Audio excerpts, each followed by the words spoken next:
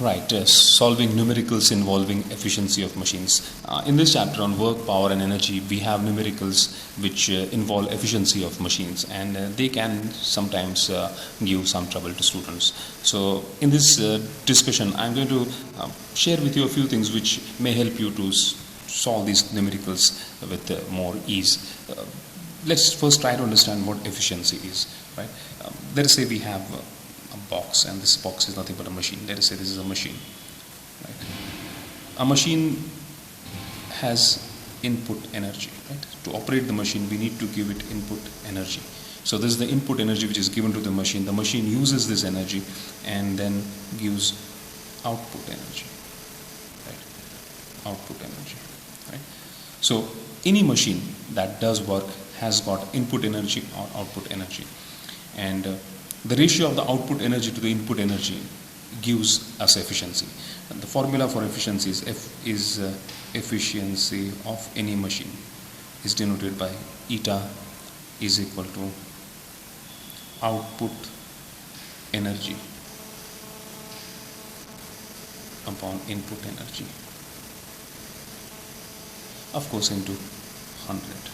Right? So this is what efficiency is. Efficiency is how much input energy is the machine able to convert into output. Right? That ratio gives us efficiency of the machine. Quite naturally, the efficiency of a machine should be as high as possible. Say, for example, if it is converting, let us say 100 joules is the input energy, and if it is able to convert 90 joules out of this 100 into output energy, efficiency will be output energy is 90, input energy is 100 into 100. So efficiency will turn out to be 90%. Right? So this is what efficiency means. We have looked at one formula for efficiency: output energy upon input energy into 100. Let me write it over here. So efficiency is equal to output energy divided by input energy into 100. Right?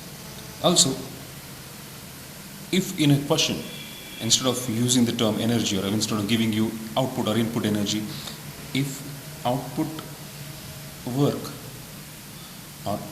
and input work is given, still it's going to give you the same value of efficiency. Work and energy, as we discussed earlier, are more or less the same things. Therefore, instead of using output energy, if output work is given and input work is given, you can use their ratio to find out efficiency. One more thing: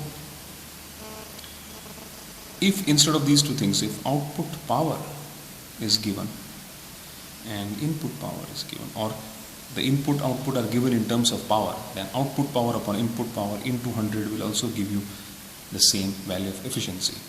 Work divided by time will give you, if I divide output work by time, I'll get output power. If I divide input work by time, I'll get input power. So this will also lead you to the same value of efficiency. This is one thing which I want you to note, that efficiency is the ratio of output on input energy or work or power. They all will give you to the same answer. So when you're looking at numericals, keep this in mind. That's one part. The other part that I want to talk about is that generally we will have two types of cases. One is the case of a hydroelectric power station. Right? So we may be talking about machines which are similar to hydroelectric power stations. And the second case could be machines which are similar to a water pump. Okay, let us look at them one by one. So first, let us start talking about hydroelectric power station. What happens in a hydroelectric power station? In hydroelectric power station, we have a device known as a turbine. Right. Let us say this is a turbine, right? And this will have, let me just get it up there. Right? This is a turbine, and this is the shaft of the turbine. Right? This is the other shaft of the turbine. Now, in case of hydroelectric power station, hydro, that is water, is being used to produce electricity. Right? So what happens is that water falls from a height. Right? So say this is the height h. Let me denote it by height h. Let us say this is height h. So water falls from a height h onto this shaft. So water is falling, right, onto this shaft from a height h, right? And this is the input work or input energy. This water which falls from a height falls onto the shaft, rotates the shaft and produces electricity. And here what we get is output energy. This of course a turbine. Of course, turbines are fairly complicated devices. Right now we're just trying to understand the basic principle of turbines. So water falls from a height onto the input shaft, input energy is used, and that is used to produce electricity as output energy.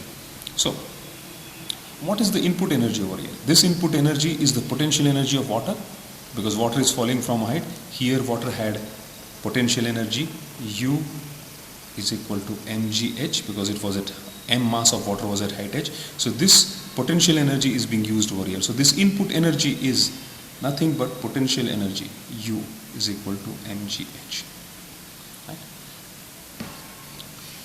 Whereas the output energy is electricity, right?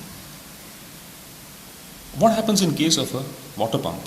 In case of water pump, we have an exactly opposite process happening. So we have, let us say, a water pump. So let me again draw a water pump. Right? Let us say this is a water pump. Don't worry about this shape of that I'm using. These are conventions used from engineering. So let us say this is a water pump. Right? Now, in case of water pump, a water pump is used to lift water from certain ground level to certain height h. So let us say this is a building. Let us say this is a building out there, and this pump is being used to lift water to the height of, and this is, let us say, a tank, and let us say this height, let us say this height is h. Let us say this height is h. So in case of a water pump, what happens is that the pump pumps up this water to this particular height into this particular tank, right? So electricity is being used. This is input energy. Electric energy is the input energy in this case, and that electric energy is being used to run this water pump, which lifts the water from this particular level to this height through a distance h, right?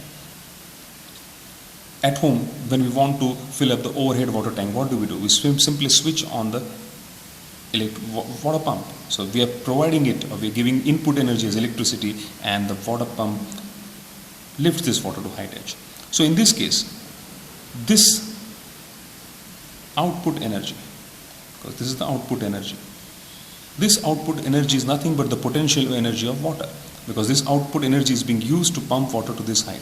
So this output energy is potential energy of water, which is mgh.